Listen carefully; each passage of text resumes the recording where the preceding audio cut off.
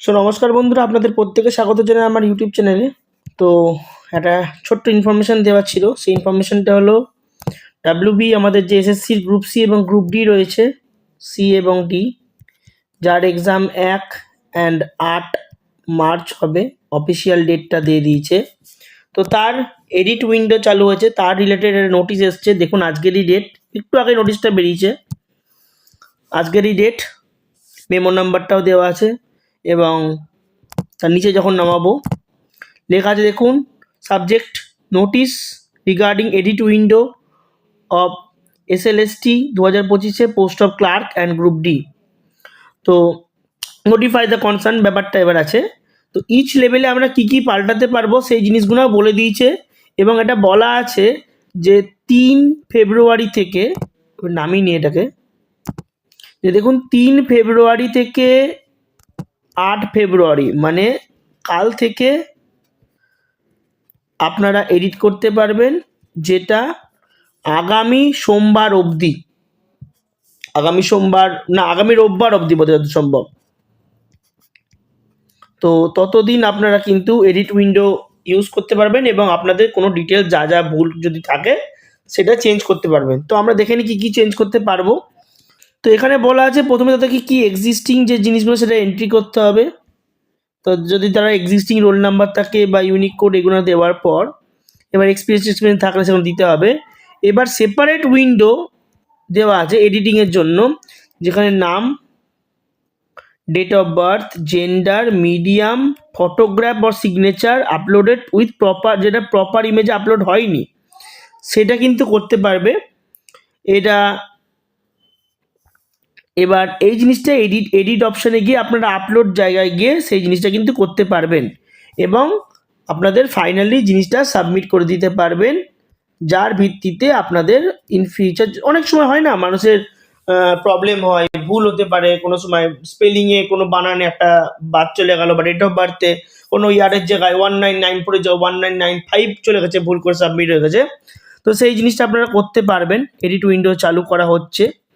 তো এর রিলেটেড বাকি তো কিছু বলা নেই যে কত টাকা লাগছে বা কিছু লাগছে। তো আশা করা যাচ্ছে যে টাকা হয়তো লাগবে না। বেসিক্যালি আমাদের যেমন রেল বা অন্যান্য, রেলওয়েতে আপনারা জানেন যে রেলওয়ে বা এসএসসিতেও এডিট উইন্ডো দেওয়া হয়, রেলওয়েতে তো দেওয়া হয়। রেলওয়েতে এডিট উইন্ডো দিলে মোটামুটি 250 কি 200 টাকা এরকমটা সামথিং অ্যামাউন্টটা নেওয়া হয়। কিন্তু এখানে তো কোনো এডিট উইন্ডোতে কোনো পয়সার কথাটা বলা হয়নি। তো মনে হচ্ছে না যে এখানটায় মানে এডিট করতে বা চেঞ্জেস করতে গেলে আপনাদের কোনো পয়সা দিতে হবে, হয়তো নর্মালি করা যাবে। তো দেখা যাক কি হচ্ছে। কালকে আপনারা যারা যারা করছেন তাদেরকে যেটা একটা সুখবর, যারা ভুল হয়েছে তাদের পরবর্তীকালে প্রবলেম হবে না। আপনাদের কোনো যদি প্রবলেম থাকে সেই জিনিসগুলো প্রপারলি ছবি দিতে গিয়ে অনেক সময় আপনার ছবি ঠিক মতো তুলেছেন কিন্তু দেখা গেলো ছবিটা ঠিক মতো অ্যাড হয়নি, আপনারা তাড়াহুড়োতে সাবমিট মেরে দিয়েছেন বা হয়ে গেছে ব্যাপারটা, সেগুলো চেঞ্জেস করা যাবে জিনিসগুলো। তো আপনারা চেঞ্জ করতে পারবেন। তো সবথেকে বড় ব্যাপার এটা।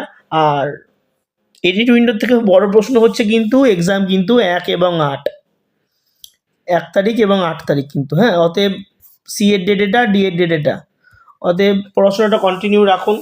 এই পড়াশোনা রিলেটেড আমি একটা ভিডিও বানাবো, যেটা আমি কি পড়ছি। আমি অলরেডি এখনও পড়াশোনা করা হচ্ছেই না আমার একদম, কারণ 11 এবং 12 তারিখে আমার সেকশন কন্ট্রোলার আছে, মানে 11/12 যে কোনো একদিন পড়বে, সেকশন কন্ট্রোলার আছে। এখনও পর্যন্ত তার অ্যাডমিট কার্ডই বেরোয়নি। আমি অ্যাডমিট কার্ডটা বেরোলেই আমি আপনাদের সাথে সিটি ইন্টিমেশনটা যখন দেবে বা অ্যাডমিট কার্ডটা বেরোবে আমি তখন আপনাদেরকে ভিডিওটা বানাবো।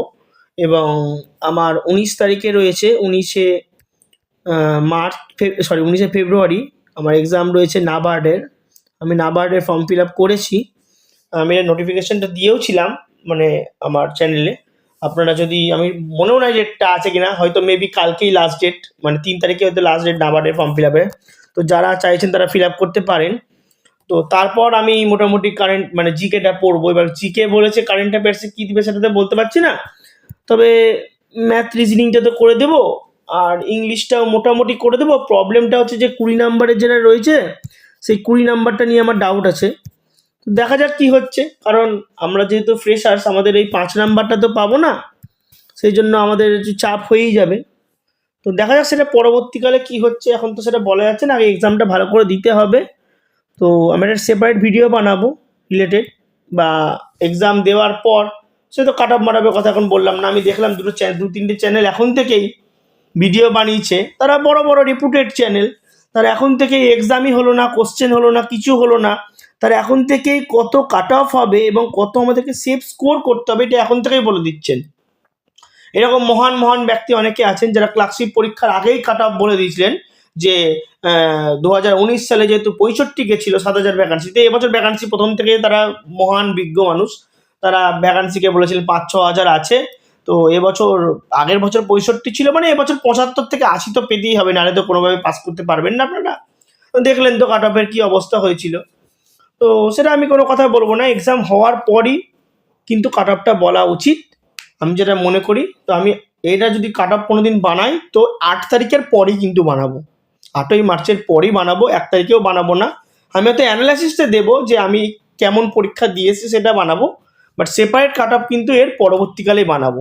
আর আপনারাও যারা দেখছেন ওই চ্যানেলগুলো নিয়ে কত সেফ স্কোর, এবং ওনারা বলছেনও, আপনারা মানে ওনারা জিজ্ঞাসা করছেন স্টুডেন্টদেরকে যে আপনারা হয়তো ভাববেন যে কি করে পরীক্ষায় হলো না, এক্সাম হলো না, কাট অফ হলো না, একটা কি গালিগালাজ খাইতো তারা তো কমেন্ট সেকশনে গালি খায়, দেবেন কমেন্ট সেকশন বন্ধ করে রেখেছে,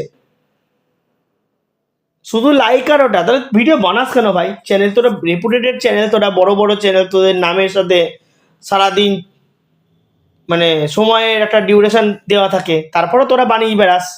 সে হিন্দি চ্যানেল হোক, বাংলা চ্যানেল হোক, ইংলিশ চ্যানেল হোক, রেগুলেটরি বডির চ্যানেল হোক, সব কিছুতে তোরা বানিয়ে রাখিস।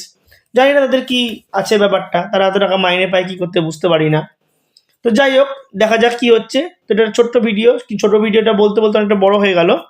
তো ভিডিওটি যদি পছন্দ হয় তো ভিডিওটিকে লাইক করবেন, চ্যানেলটি সাবস্ক্রাইব করবেন। পরবর্তী ভিডিওটা আবার দেখা হচ্ছে। ধন্যবাদ।